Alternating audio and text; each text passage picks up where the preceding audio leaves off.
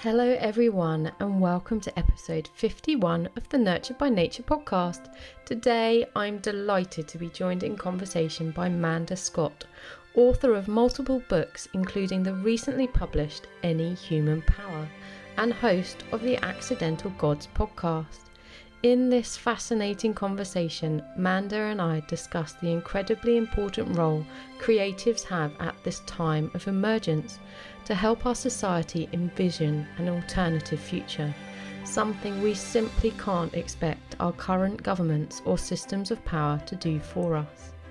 Manda has her own truly fascinating journey, and she beautifully weaves all of the threads of these diverse influences, from growing up in a raptor rescue, becoming a veterinarian, working in the computer games industry, even studying for a master's in economics alongside her deep involvement in shamanism.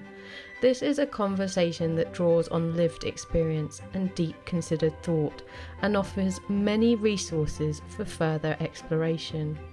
Through her latest Thrutopian novel and her podcast conversation, Manda manages to gently introduce us to alternative ways of existing that place us firmly back into the interconnected web of existence, avoiding the trained reflex ingrained in our trauma cultures that might trigger us to reject the possibilities.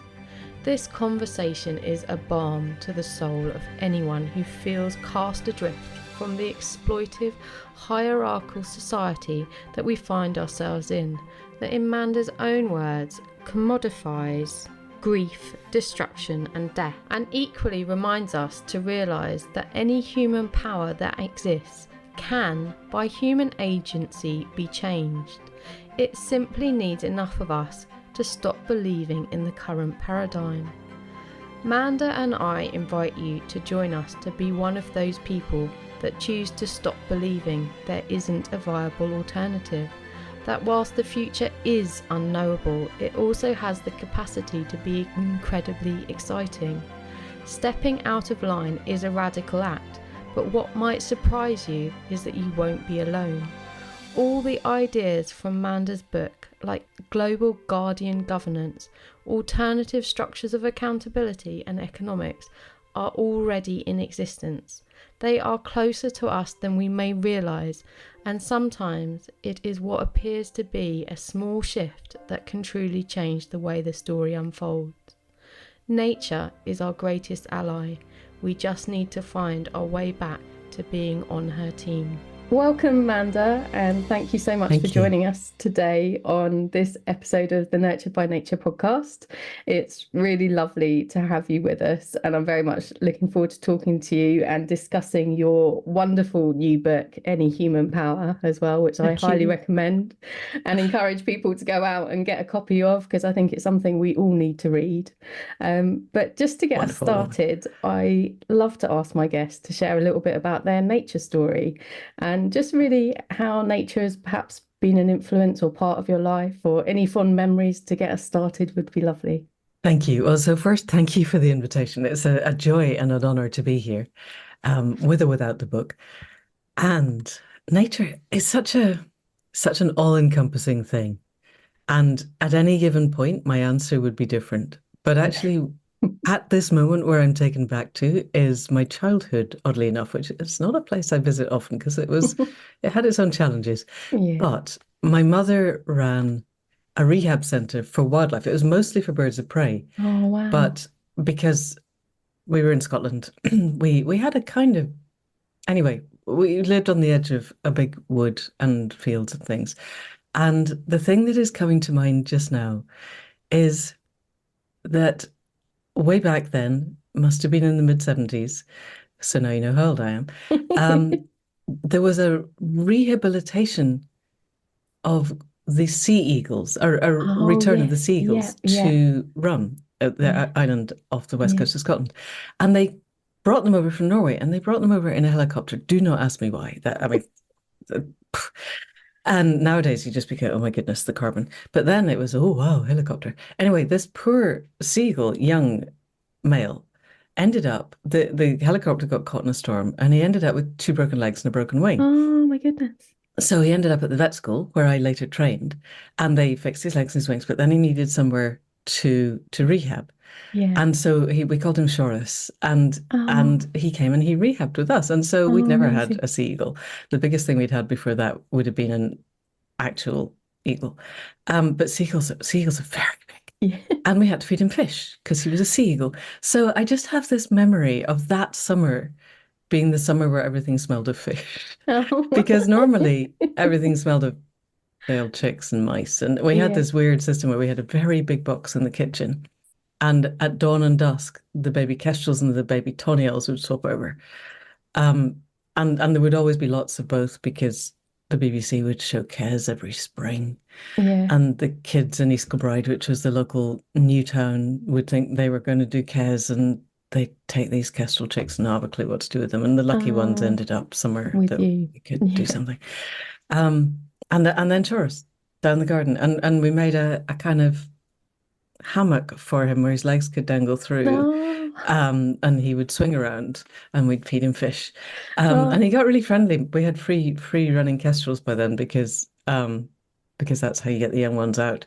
yeah. And they would come and sit and kind of bring their chicks and eat them on the edge of a rock by him and they'd kind of talk to each other. Yeah. And so I don't know why that came up. Just as you were asking, I suddenly had a memory of that. Oh, And I think part of understanding that communication happens all of the time around us at every level. And as I've got older and done all of the shamanic work, and really my life's work now is to connect with the web of life, which you would call nature, in every way, at every moment, such that I am an integral part of a highly complex web yeah. where the intercommunications are happening all the time. Yeah. And I think watching Cumbria, which was the name of that particular kestrel at that point, talking to Shorus, and they were clearly communicating, and I have no idea what they're saying. It doesn't Yeah. matter. It wasn't my business. But that was settled in somewhere very deep when I was a kid. Yeah. No, I love that. And it's I think well there's a lot of themes of animals through actually through your book, isn't there? And clearly that's that grounding that you had with your mum running the raptor rescue, and then you touched on very briefly that you went into veterinary medicine yourself, Yeah, and yeah, also then onto shamanism as well, which has a lot of connection with animals and things as well, doesn't it? Is yeah. it's you can see that There's evolve a through through your line. book. Yeah. Yeah, yeah. It's Which, always easy to see in retrospect. You can never see it at the time, but yeah. yes. But I think it's lovely because it does place us in the world in your book. It's it's part it brings in this thread of an interconnection with the greater world, isn't it? The Mm, whole web of life, rather than, although it sort of follows the story of a human family, it and the impact on and society and the challenges we're grappling with. It's a lovely way of bringing in this, greater knowledge bank, really, I mm. suppose. Yeah. Yeah. Yes. And the challenge with all of these always is how to do that. It was easier when I was writing the Boudica books because I could write our shamanic past and it Yeah. didn't threaten people because it's 2000 years ago and that was then and this is now. And so it's okay to imagine that. And then there were people who really took it and ran with it and understood that it applies now. But the people who wanted just to read them as historical thrillers, that was Yeah. okay. Bringing something into actually here and now and starting where we are and trying to move forward to what we're calling a Thrutopian future where we actually get through to a reality that we would be proud to leave to the generations that come after us was a lot more challenging of how to do that in a way that doesn't narrow down the potential readership. Yeah. Yeah, I think that's the challenge, isn't it? Is to it needs everyone, or at Mm. least a large enough A percentage tipping of point. people. Yeah, Yes. yeah, Yes. and trying to, you know, bring these ideas through in a way that is, I don't acceptable. It's not quite the right word, but just, is people can relate to. I think perhaps that's Yes. a better Yes. way of saying it. And doesn't Is trigger the parts of their mind that are trained to reject this. Because one of Yeah, the things that I discovered as I was doing the reading, so it isn't a spoiler to let people know that the main character dies at the end of the second chapter, yeah, within a few pages of the start of the book. and the rest is told from her perspective. So I did a lot of reading of near-death experiences and people's experience of waking up when they were three and their grandmother's at the foot of the bed and has come to say good night. And actually, she's come to say goodbye because they discover later that she died. And what seems to be universal is that there is a layer of our culture where that is completely unacceptable and everybody says it doesn't Yeah. happen and it can't happen and we don't believe it. And as soon as you scrape the surface and get people in a slightly more private setting, Yeah. 9/10 of humanity has an experience like this somewhere Yeah. in their life. I was going They to say either had they've it all got their themselves or they know story, haven't someone they? who did. Yeah. Yeah, and even Rupert Sheldrake, who writes kind of in a parallel area, the guy who wrote Dogs Who Know When Their Owners Are Coming Home, for instance, and did all the studies that actually proved this rather nicely. And he said he'd go to scientific um, conferences and they'd have him on as the kind of the joke presenter and they'd all be sitting there in the front row, arms crossed, body language, this is not happening, no, no, no, shaking their heads. And then he'd be at the dinner afterwards and two glasses of wine in, they'd be queued round the table in many layers waiting to tell him their stories of Yeah. exactly this. And we need to change that. But you Yeah. don't change it by smacking people over the head. You No. change it by inviting people to share something that it is allowed to sink in so that the boundaries of what's real become a little bit more flexible. I think that's the thing, isn't it? It's about finding this balance between creating a space that's safe, basically, for people to be able to explore these ideas. And I think that's where, I mean, you've got there's a lovely quote in your author's note, actually, at the back of the book, where you say, I think if I've written it down, now is the time when we who weave ideas into words, possibilities into stories, and ideas into future actions must urgently map routes from where we are towards a future we'd be proud to leave behind. And I think that really, to me, was just it related to what I believe as well, that creatives are kind of in this beautiful space to I mean, we naturally are very imaginative. We naturally sort of Yeah, push the it's our boundaries job. of what, is here and is happening. That's one of our superpowers. And actually, we have a way of sort of gently placing these ideas into the world in a way that people don't have to sort of butt up against so hard Yeah, that they have to reject them. They can just, and I think that's what's so beautiful. I've read a lot of non-fiction books, which are quite heavy and right. although cover very important subjects, but actually to have fiction is just an even gentler way to place these ideas Yeah, into people's sort of minds and experience. And I think yes. that's what you've done incredibly well with your book. Thank you. Yeah, and that's the point, I think, because I really thought I'd stopped writing. I got to the end of Treachery, 17 drafts. I rewrote part of it twice.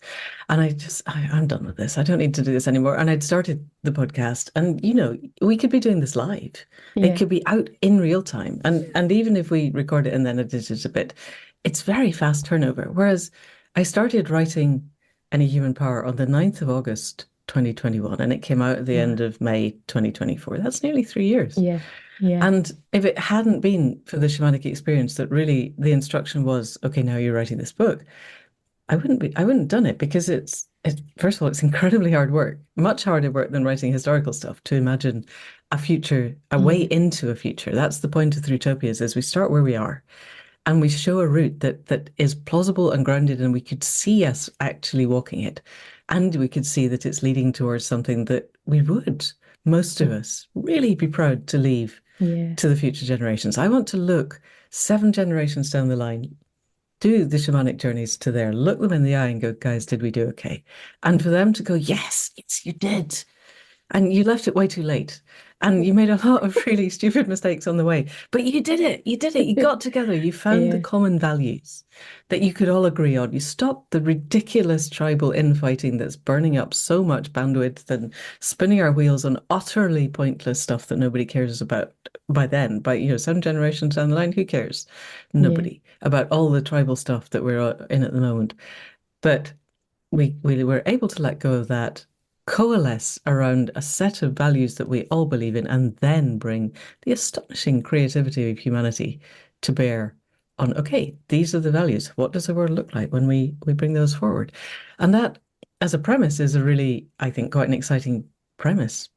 But writing it is incredibly hard work.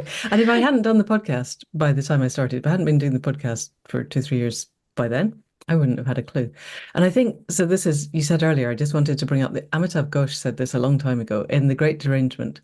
There's a lovely quote where he says, I'm pricing a bit here, but future generations looking back will blame politicians and bureaucrats for their failure to act in the Great Yeah, Derangement. And yes, that's absolutely right. They definitely should. But more, they will blame artists and writers for their yeah, failure to create imaginal futures because it's not the job of politicians and yeah. bureaucrats to imagine different ways of being. They wouldn't have, I would say, this isn't gauche, but they wouldn't be in their jobs if they were capable of imagining different ways of being, or they showed any inclination to Well, imagine I different think ways of being. that's one of the challenges, isn't it? And it's something that you do address through your story in your book is like many of us who care about the direction of our future and the natural world and also humanity, our care for each other as well, because the two are inextricably linked. Um, is this frustration with government inaction, isn't it? Yeah. And also, we live in a society, unfortunately, where we have been conditioned that like we are powerless as Yeah. individuals. We've got to sit back and the government's going Yes. to find the way, they're going to come up with the answers, and Which we is so manifestly yeah. untrue. It's observably never has been true. Yeah, and it is the challenge for us then as individuals to have these visions of what is possible. And I think there's Yeah. there's some amazing quotes throughout your book, and one of them is you reference the idea of trying to reimagine or I might get this wrong, reimagine the ocean whilst we're swimming in it. Yes. And Yes. that's the challenge, isn't it? Is we're so, all of our experience, everything that we've experienced in life, all our, immediate ancestors, grandparents and things, the life that they've experienced is built around these structures of power and Yeah.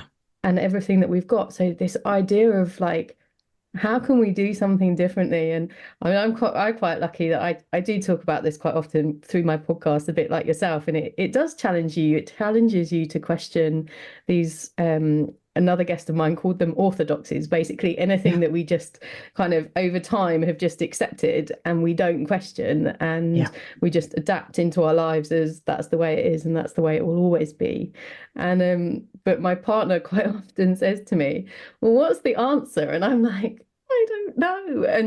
And that's another quote in your book is basically like we can't expect to have the answer immediately, because if we had the answer, then the answer's coming It'd from the already be old there. paradigm that we're trying Yes. to move away from. So we have to Yes. get comfortable with this space of unknowing, really, I suppose, isn't Yes. it? And Yes. which is very uncomfortable for humanity Yes.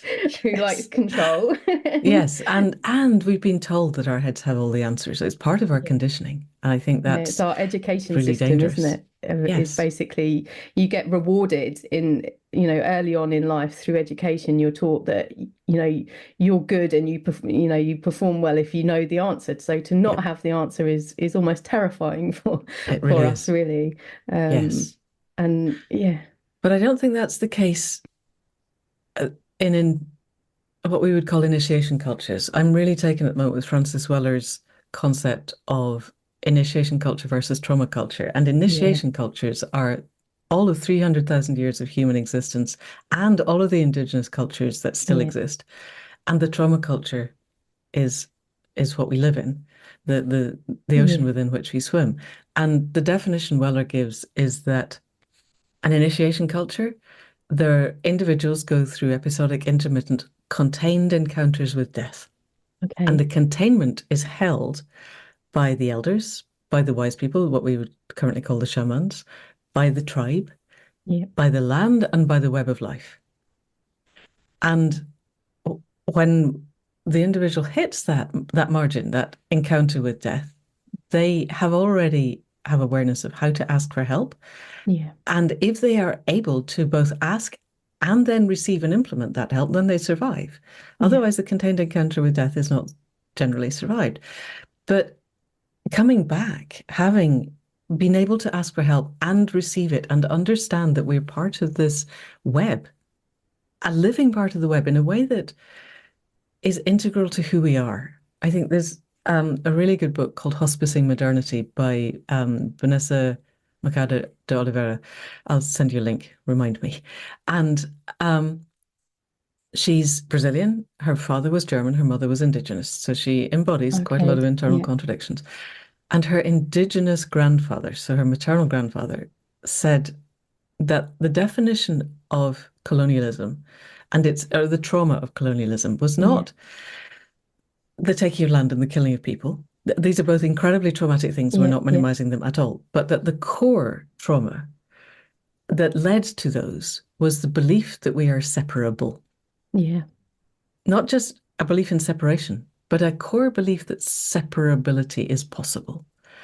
And so I think this is where we get to Weller, the initiation culture has that understanding. They come back into the serotonin mesh of a tribe where they are respected by people Yeah. that they respect in turn. We get respect and pride, which are the which feed the serotonin reward center. In our something happened in our culture, and I think 10 to 12,000 years ago, because we couldn't have our model of agriculture unless we had split off Yeah. and lost that absolute core understanding and living with being part of the web of life. And so we've had 12,000 years of not having episodic, intermittent, contained encounters with death. We just have traumas that stack and stack and stack and stack and stack until they overflow.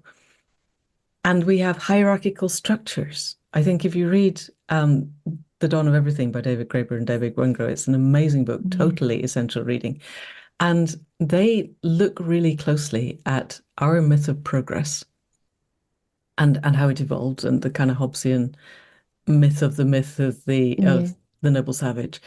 And that only in our trauma culture do we elevate the dark triad of psychopathy, narcissism, and naked cunning and sadism sometimes in there, but I think that's in with the psychopathy. And we make these people into presidents and prime ministers. Yeah. And in all of the healed whole initiation cultures, there are well tried and tested social technologies for making sure that never happens. That if somebody arises with that particular set of Traits, stuff as it inside, were. Yeah. they're healed out of it, or Yeah. everybody just walks away. Yeah. One of the things that Weller said that absolutely defines these cultures is the capacity to say no and the capacity to leave. Yeah. And our hierarchical structure maintains what Mickey Cashtan called the triad of scarcity, separation, and powerlessness Yeah.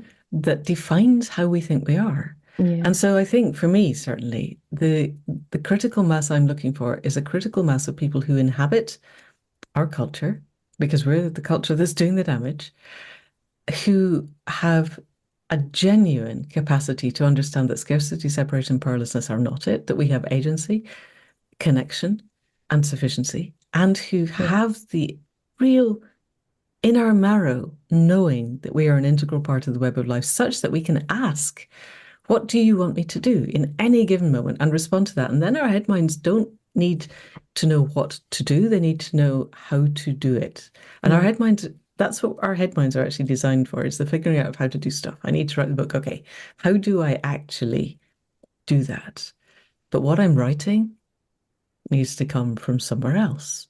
Yeah. And I think finding out how we can help people to get to a point where this isn't just a head mind understanding of, yes, we're an integral part of the web of life, but I'm still going to go on a cruise and Yeah. take a flight to, or be part of a culture that is manufacturing weapons that are blasting our CO2 off the scale, Yeah. and nobody's measuring it because it's not an integral part of how we measure our CO2.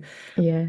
I could live in a straw bale hut off the west edge of Wales, and if our culture is still sending missiles around the world, it doesn't matter.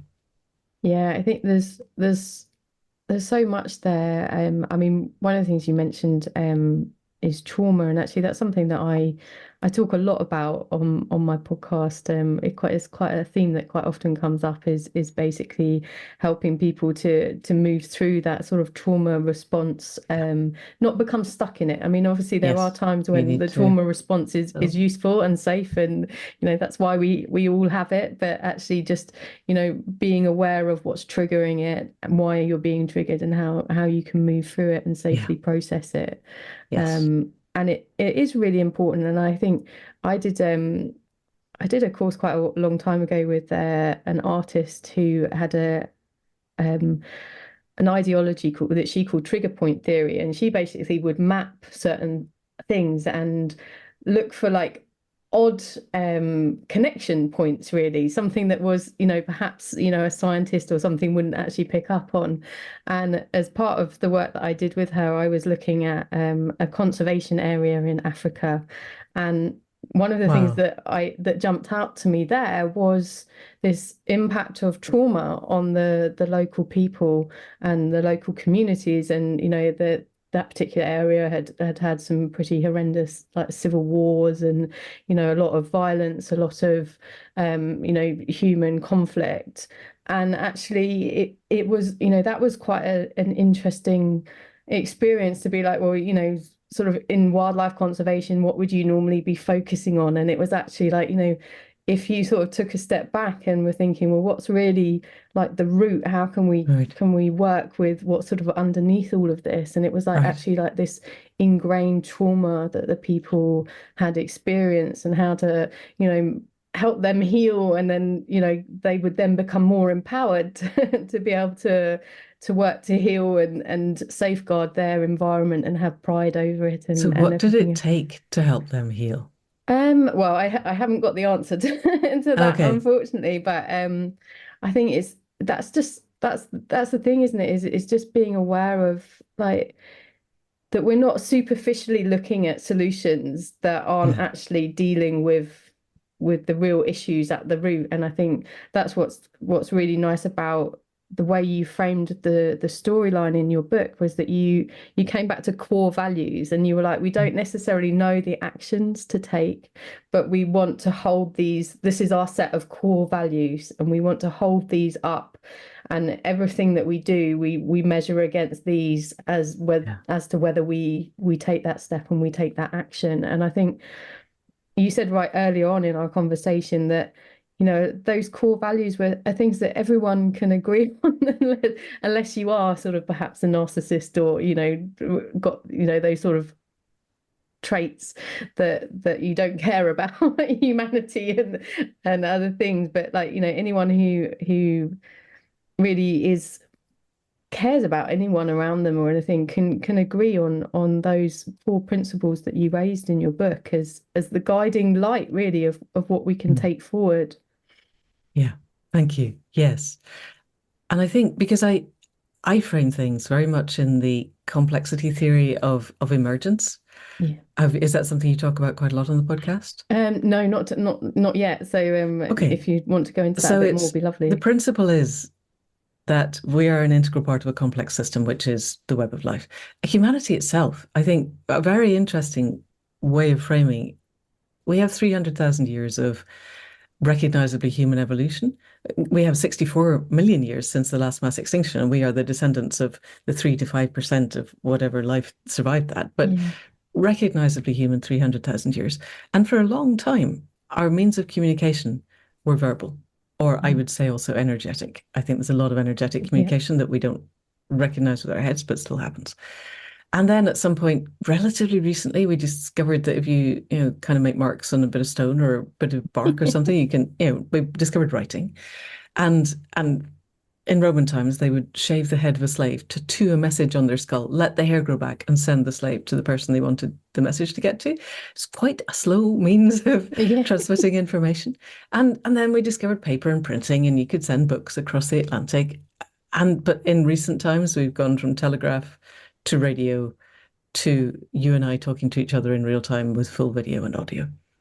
And we are now, the thing that we can share fastest around the world is our ideas, Yeah. information and ideas.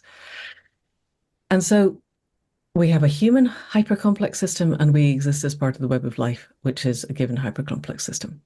And Ilya Prigogine was a Nobel Prize-winning physicist, and he said when any system reaches maximal complexity, so you've done that kind of S-curve and you got up to Yeah. maximal complexity, it has two paths. One, it can either crash into extinction or it emerges into a new system. And the point of the new system is that it's completely unpredictable from the perspective of the old system. You just Okay. don't know what it looks like. If you can predict it, it's not a new system.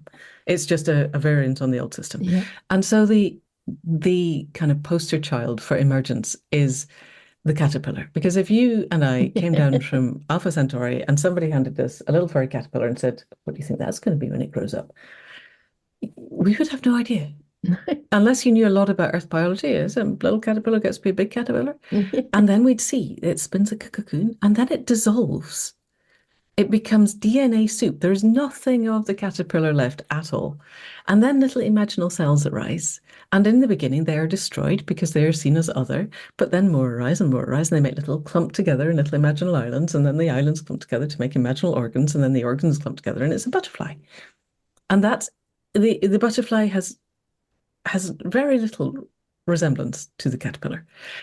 And emergence happens in a lot of places, and it can happen in systems. One of the other poster children for emergence is if you take a colony of ants and they have to cross a chasm, you can predict that the ants will form a bridge of their own bodies. What you Yeah. can't predict is what it's going to look like and which ants will take place. In the same way, you can say a butterfly will emerge from a caterpillar now because we know these things. And so, emergence into a new system is what we're aiming for. But we cannot predict what, because we'd like that better than extinction, really, I think. We can't predict what that will look like, but I think we can predict what happens at the emergent edge if we are going to get to a new system. And Indy Johar of Dark Matter Labs, who is a total genius and a completely amazing individual, calls this the edge of interbecoming, Okay. where we've gone beyond interbeing and we're knowingly at that edge bringing these values and then see what happens because we cannot predict, but we can with the best integrity and compassion and courage and connection and agency and accountability that we can muster. These are core values that I think everybody can get around. We can be at that edge, live at that edge, do things at that edge that are founded in those values. So, for instance, one of the really exciting things that India is part of is creating an autonomous house which has its own agency, its Yeah. own being. I think it's in Korea, South Korea, I might be wrong. And they've taken over an old building that has historical value and they've given it autonomy. And so the people who might want to live there or rent rooms are engaging as part of a community where the building is part of the community. It's Yeah. not part of the predatory capital death cult anymore. Yeah. What happens when we do that? Yeah. What would happen if we did that at scale? We have no idea, Yeah. but we could find out. There's a company much closer to home in West Wales or Mid Wales that I mentioned in the book, River Simple, and they make hydrogen fuel cell cars, which is lovely and interesting. But much more interesting from my point of view is they have what they call the guardian governance model. And that means they do have investors from the predatory capital system, but the investors have one seat on the board. Yeah. And the other seats are taken up by representatives of the workers, the local community, the global environment, the customers, and the supply chain. And in the book, I added, and future generations. Yeah. And imagine if you're someone who works for this company, you have the right to send someone onto the board to represent your values. And if they don't, everything is transparent. We have full accountability. If they're not representing your values, you have the right of recall. Yeah. And you go, no, you're not. Come back. We're going to That's send really somebody powerful else. as well. It's totally essential. Transparency and right of recall, if we were to Yeah. create a liquid democracy, liquid democratic system, are essential. And then if you're a worker, you probably live locally, so you also have someone who is representing the local community. And if you care about the environment, you have someone who's representing the environment. And if you do my system and you care about future generations, you now have four people speaking your values on the board. And the board sets the values of the company. So the values of this company and the mission statement of this company is not to make money for the investors. Yeah, it moves That's a away from byproduct. profit as the single driving Totally force. changes. Yeah, And every company in the world could shift to that tomorrow if they chose. yeah, It's there. They've put a full open source how they did this. And yeah, that would change the world overnight. So it's yeah, not that we lack. You know, when your partner is asking what are the answers, we don't know what the new system looks like, but we have absolutely got technologies, social technologies, business technologies, idea technologies yeah. that Well, we could implement that's what I immediately. love about your book is that you go on at the end and you explain that like a lot of the ideas you've raised and sort of put forward Every single one, yeah, except the are design of the from boat. are all there. Yeah, They're all they all already exist. available. They're already proving, or starting to prove how that they can be implemented and actioned. Yeah. And you've put together a lovely it's on your website, isn't it? A Yes. Resource resources page page that that I you're, actually need to update now, but yes.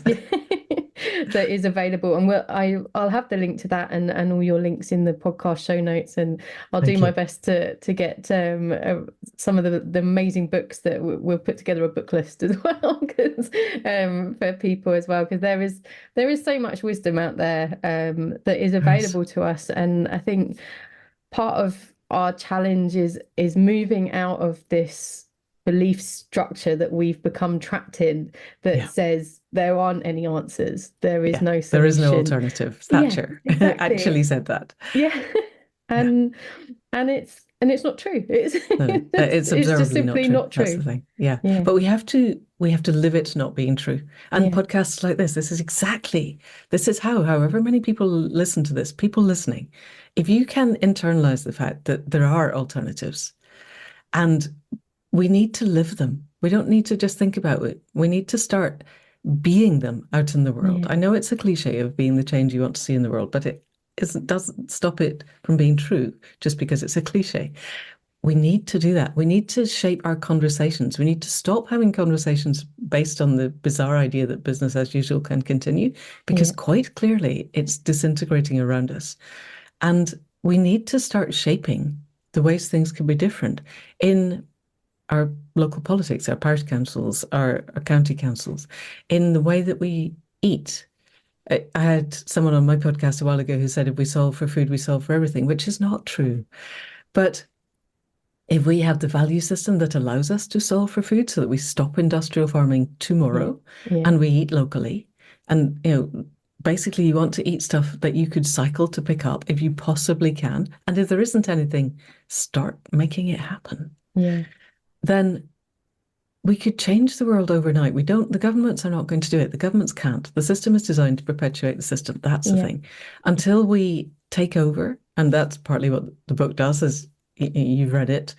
Forking the government is a thing. They did it in Taiwan. Audrey Tang is one of my absolute heroes and made that work. It's yeah. entirely possible. And Having just I had an election here, it was I know, it was it's very so poignant frustrating. I to know. actually be reading it. It It really almost makes me felt a little sadly. bit surreal to be Yes. reading it, that because the timescale of your book is written, obviously because of the timescales of producing a book. It was framed in the summer of 2023, and Yeah. here we're sitting the summer of 2024, 24 having an election. and I it was know. yeah, and it was like, sort of living in this sort of parallel, which is again, a thread in your book of like, these parallel worlds that Yeah. can exist, and how one individual, taking a different route or actioning something can actually change the complete trajectory. And it's small things as well. That's the other thing, isn't it? Mm. Is it's like it's not always like these, feeling like this huge action that you've got to do, but actually like Yeah. these little The things can have, accumulation of small yeah, things. Yes. Because yeah, we all know if you've read any kind of science fiction that plays with timelines, we all know that you go back and you kind of, you step on the wrong slug 3,000 years ago and the whole world is different when you get here.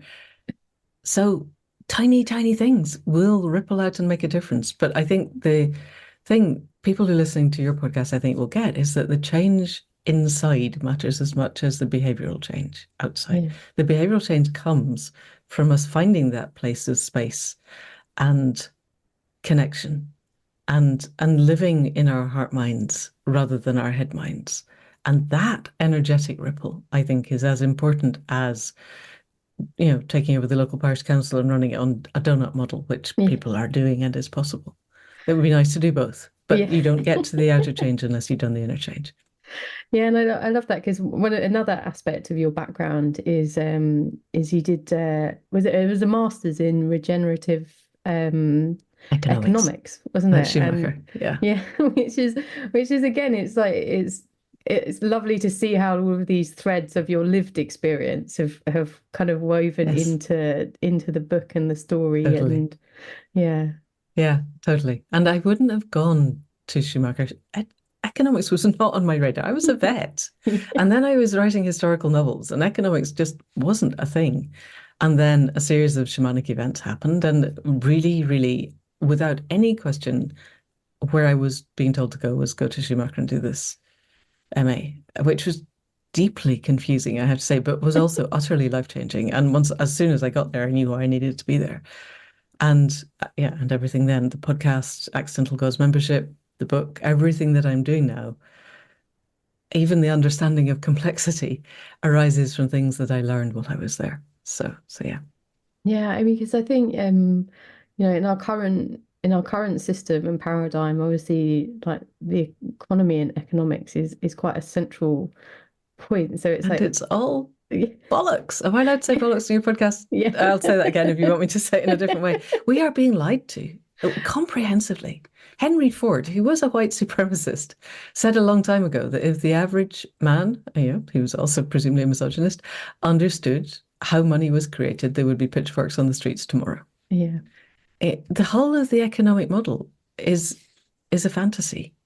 And that's another thing.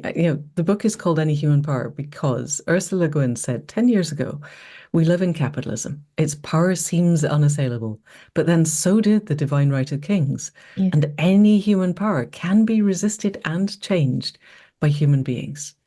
And we need a new economic model, but to get to that, we need a new political model. And to get to that, we need a new media model because the three of those, politics, economics, the media, I suppose, and business, are so closely intertwined. The integral corruption is so huge yeah, that we won't be able to create something new while those four still control everything that we have. And then there are two choices. Either we try and unpick those, which is quite hard, or we just set up a whole new system and run it in parallel.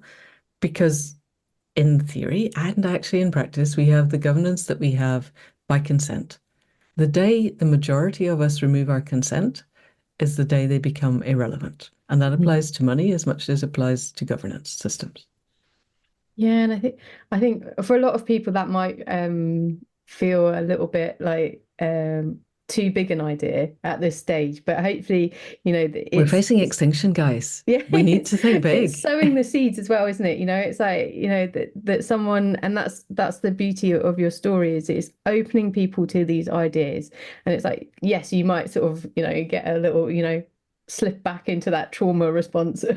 Well, let's sit back in my chair. I'm not sure I didn't follow that, and I don't know how that could possibly happen, and how do we do this? And you then freeze in inaction, Yeah.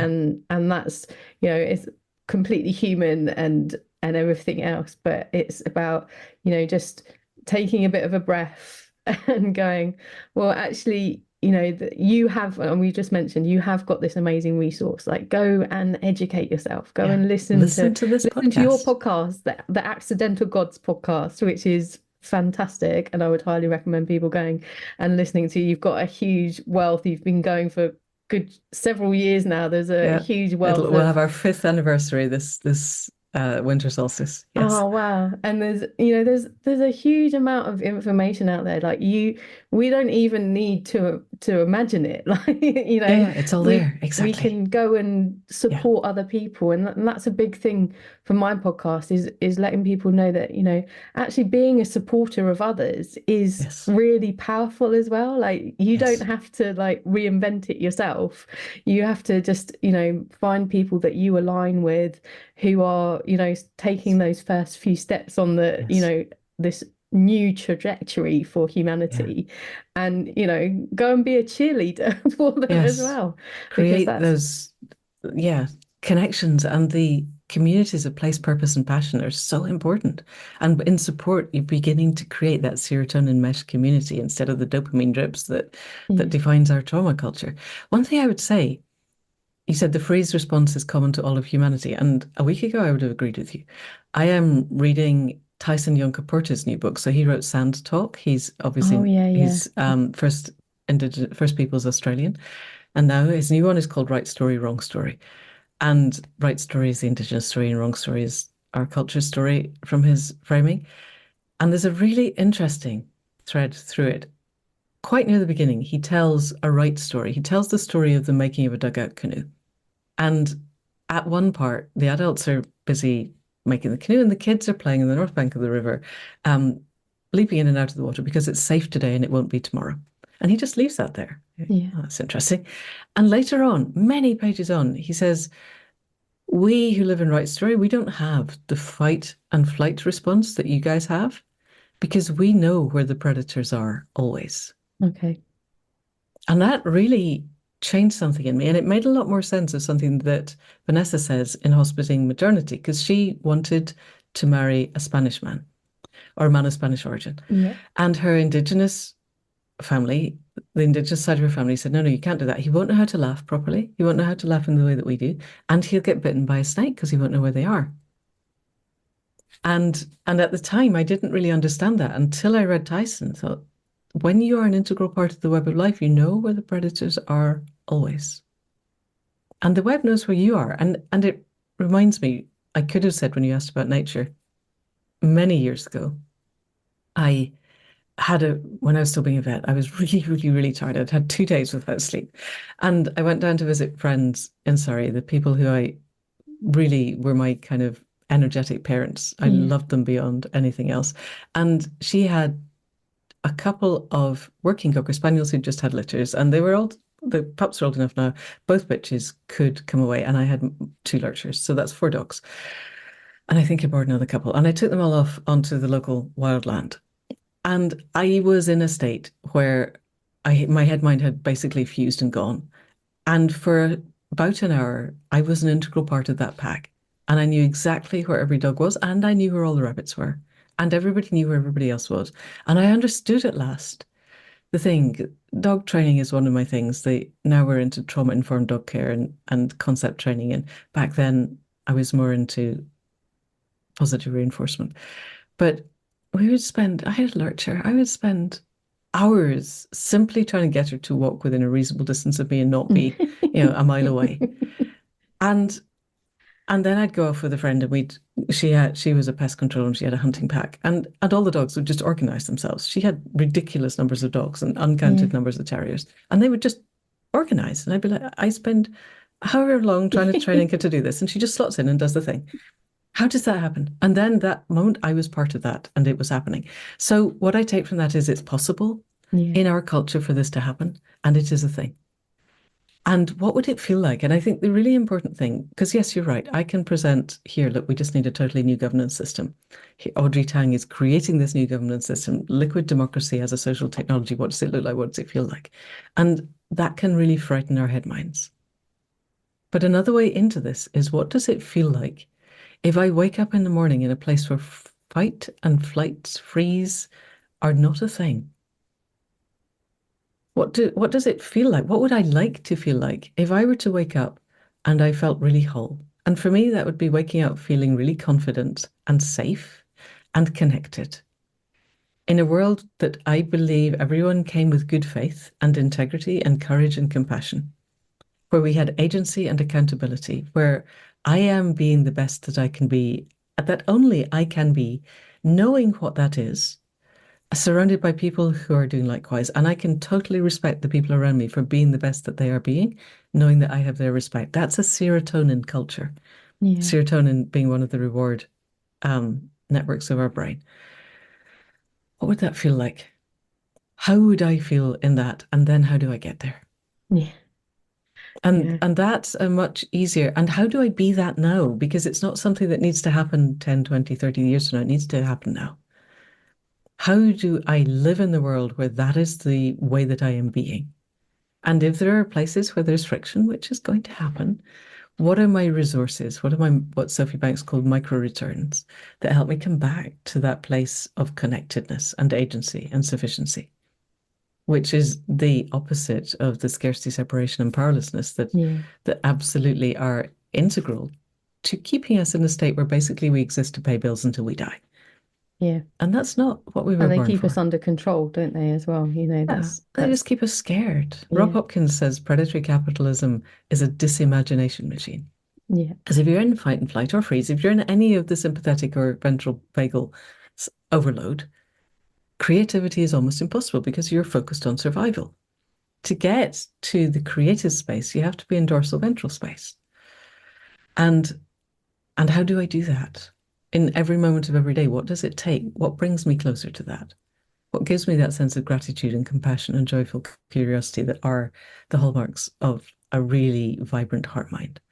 How can I be that? And how can I help the people around me be that? And that's how we get to the critical mass that takes us to the tipping point where everything changes, I think. Yeah. No, I love that. And I think it's a really powerful thing for people to sit with and just, that beginning to play is, that's a big place to begin to play with the imagination of, a different lived experience, which Yes. is what we're wanting to create. We're wanting to create this place of a different lived experience. And, just by playing with that simple idea of like, well, that doesn't, that's not actually the experience for everyone. Mm, If we step outside of our culture and our norms, it's like right. there is already people in the world that have a different experience, and why can't we have that too? And Yes. that's really, How would we get to that yeah, too? I think is a because why can't turns us into victims. How do we do that? Turns us into explorers. yeah, And I think being an explorer in the amazing world that we have just now is, we are the generation in the transition. We are it. And yeah. what do we do with that? I think abandoning the ideas that we grew up with. I don't know how old you are, but let's assume we I'm in grew. my early 40s, so There we I'm a go. little bit behind you, but not too far. But we grew up in the last millennium, and we Yeah, grew up thinking that the world that was shown to us on television was the world that would continue. It had a trajectory, and progress was its trajectory, and our culture was a good culture, and it had rules and laws. And letting go of that, our culture is what it is. It doesn't, we don't have to label it good or bad, but its rules and laws are outdated and outmoded and no longer fit for purpose. yeah, and they're not How do we providing change us it? with this future that we would be proud to That leave future behind. is Yeah. no, exactly. Yeah. There's no future. But It's more quite a broadly, prominent. yes. Or a really nasty, Yeah, authoritarian, really bad fatal yeah, attractor sort yeah, of future. But there is still time. We don't know when emergence happens. That's the thing. It's completely unpredictable. Tipping points happen though. So being part of the move to that emergent edge of into becoming, living it, makes a tipping point more plausible. yeah, yeah. And I think that's the thing that is hopeful for people at this time when quite often we don't feel hugely hopeful because of everything that we see around us, and is this idea that actually we do have power and we do have agency and we Yeah. can, you know, make changes and we don't know how that trajectory can change Yeah. and we don't know how it could play out. We do know that if we carry on the same path we can fairly We're well screwed. predict what will happen. But Yes. if we Yes. start to fork off of it, then it could be amazing. There could be technologies and ideas out there that are just on the other side of the veil, as it were, that are within touching distance, although no one's quite touched it yet, that do help us reverse some of the things that have happened, or at least stop them, if not reverse them, like much more quickly Yeah.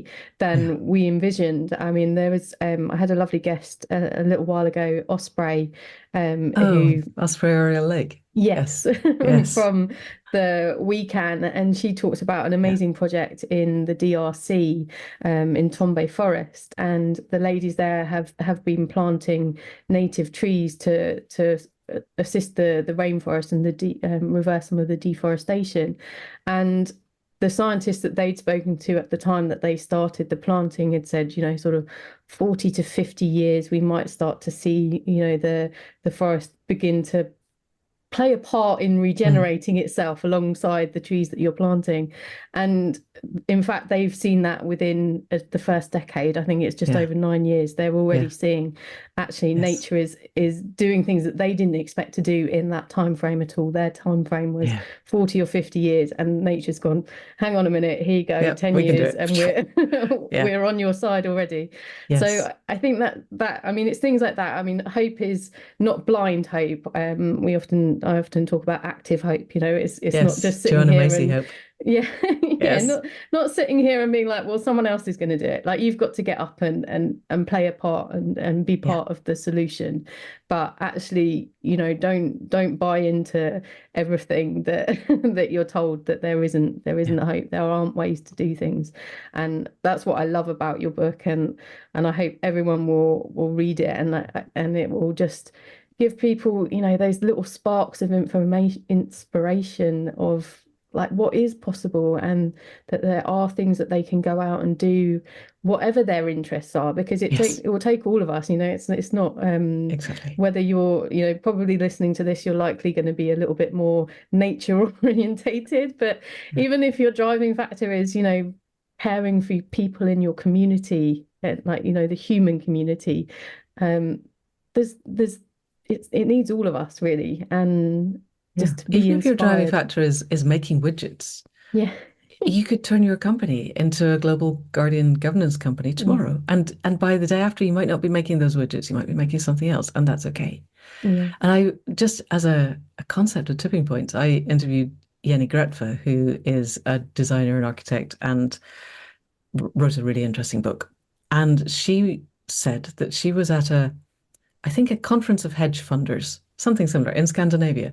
And five people throughout the day stood on the platform and said, we need to come from a place of love. Yeah. And I was, I can't, Jenny, that wouldn't have happened 5 years ago. And she said, that wouldn't have happened last year. Yeah. And so, they're still hedge funders. Yeah. They're still really deeply integrated into the death cult of predatory capitalism, but they're speaking about love. And the day that tipping point moves, it's not a death cult anymore. Yeah. And I think Yeah. that's a really, things are changing faster than we know. And our media system, the legacy media system, is designed to keep us at a point where we are basically here to pay bills and then die. You and I are part of a media system that's here to show people there are other alternatives. And it must be getting through Yeah. because hedge funders were not saying that 5 years ago or even last year. Yeah. No, it is. I mean, like you say, that to have people say that we need to come from a place of love. And I think sometimes like that's underestimated the like huge power that is just in that simple action of, because when you're in that space, you have tolerance and empathy, you're open to these types of conversations, you're open to meeting people where they are, you're open to Mm. listening properly and, not coming with all your baggage Yeah. and set some of that down and it's that's what we need. We need these powerful places where people can come in safety and Yes. just come together and grow together and build together.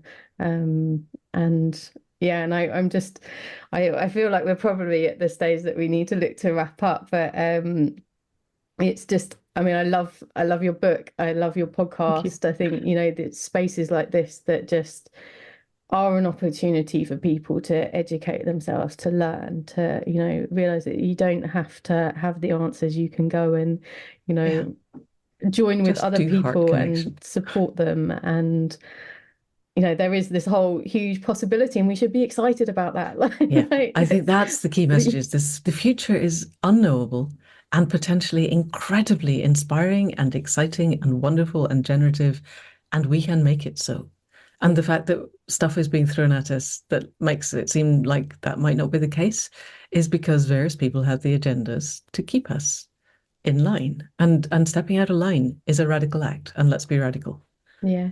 Well, and I think they see the rising of people starting to take back their power, and they want to hold on to their power. And Yeah. so that this is, you're starting to see the ripples, aren't you, of it coming through. They're feeling like their foundation is starting to be rocked a little bit, Mm. and they're getting nervous, which is a good sign for us as well, that Yeah. we're gaining in a bit of momentum here as we move forward. Yeah. But Manda, it's been absolutely fantastic. But is there anything that you would like to just, I mean, we've covered lots, but if there's Yeah. anything that you feel drawn to share with us just to round up today? So I think the key one, what's arising, as I said, is about sense making. That we really said the future is unknowable and it's potentially really inspiring. And where we come from in our heart minds is really important. And so for me, our heart minds, the hallmarks are overwhelming gratitude and compassion for self and other, and that joyful curiosity that goes, oh wow, that's amazing. I wonder what happens next, because that frees up our head mind from Yeah, having to know, and we have that awe and wonder. And then arising from that is checking. We live in a world where false information is abounds and where everything is trying to hijack our limbic systems and push us into tribalism. And it really matters that we not become more tribal. So learning to have compassion for everybody and to meet people from that point of compassion and to find the ways to find common ground, I think is really, really important. You and I are recording this at a time when the UK is beset by quite a small number of people who are very carefully targeted by people who have an agenda. yeah, And what is really giving me hope is the many, many images of people coming together to clear up after yeah, the horrors of the riots. And those are the people that we can support. And and and then finding ways to talk to the people who have grievances that have been stoked and helping them to find a place where blaming the other isn't useful, where healing inside is the first thing that we can do because there yeah, is no other. Finding that place where we are what is, and we are all connected, and yeah. the It's boundaries are illusory and not important. yeah, Not just between people, but between us and the whole of the web of life, I think is absolutely crucial.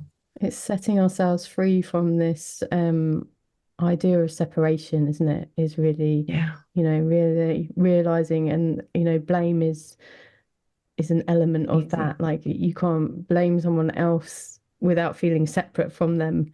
Yeah. And, so just exploring this idea of connection. And I mean, that's what I love about the natural world, because I think it's a great place for us to safely explore this idea of Yes. being connected to something that's Yes. far greater than just Yes. ourselves and our experience. And, Yeah. that's what nature has always been to me. It's been a sanctuary where I've felt part of something that's much bigger than myself. And I think from that, I've kind of, I've got a lot of values that at times don't really feel like they match with the society that I found myself in.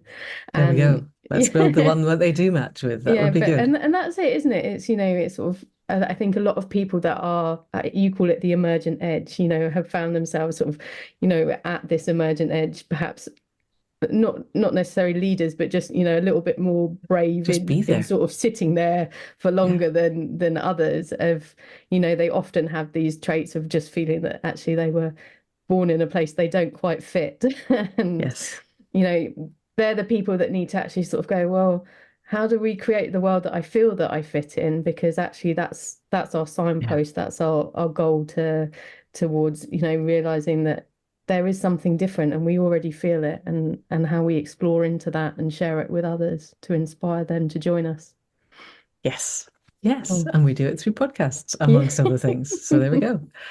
Yeah. Well, thank you so much, Manda. It's been an Thank absolute you. pleasure, and I hope everyone will go and grab a copy of your Any Human Power. I Thank you. believe that you're already working on possibly a sequel. Um, but Yes. I being actually stopped to write a short story, but yes, I am working on the sequel. Yes. Yeah. so But they'll it could take another 3 years, so don't hold your breath. But This one's there. But in the meantime, there's your podcast as well, so people Yeah. can stay connected. And I think you still do some of your courses and trainings as well? Yep. So Any Human Power, sorry, what am I saying? Any Human Power is the book. Accidental Gods has a membership behind it. The podcast has a membership which is designed to help people connect to the web of life. And this year, every year I have a new something. And this year it's all about really helping people to settle into heart mind, because I realized that I assumed that was happening, and actually people find it quite challenging. Yeah. So there's a whole new bit that's about heart mind. But ahead of that, there is a really structured set of visualizations and meditation. You just come along, you put in your earphones, you listen to this today and that tomorrow and that the next day, and do it at your own pace, and really get a visceral connection so that we have that. It's not just a head mind, but an actual emotional connection to the web of life. And there's something called Dreaming Awake, which I am now handing over to my senior apprentice, because it's been 20 years. And so I'm teaching the more advanced courses, and Lumiere is teaching the foundation suite of courses, but that's one-to-one teaching in person. Mostly there is an online version now because we really don't want people from Australia and the US flying to here to learn from us. So we're trying to do that at a distance. So that exists also. Oh, fantastic. So there's lots of ways. We'll have some links for people, lots of ways that they can delve into having, exploring your ideas and things more deeply. So that would be lovely. But thank you again so much for your time. I very much hope that I'll get an opportunity to bring you back and share even more with people. Whenever works. Thank you. Yeah, it's a delight to be here. Thank you. Really interesting conversation. Really good direction and depth. Really impressed. Thank you. Oh, my pleasure. Thank you so much for listening to the Nurtured by Nature podcast. I truly hope this conversation has brought some hope and inspiration into your life. I would love to have these messages ripple out across the world. So if you can, please share this episode with your friends, leave a review on your favourite podcast player, and make sure you subscribe so you don't miss the next episode. I would love to hear from you, so please feel free to connect with me on the links provided in the podcast description. But most importantly, thank you so much for being a part of this journey with me. But don't forget to simply get out there and enjoy the natural world.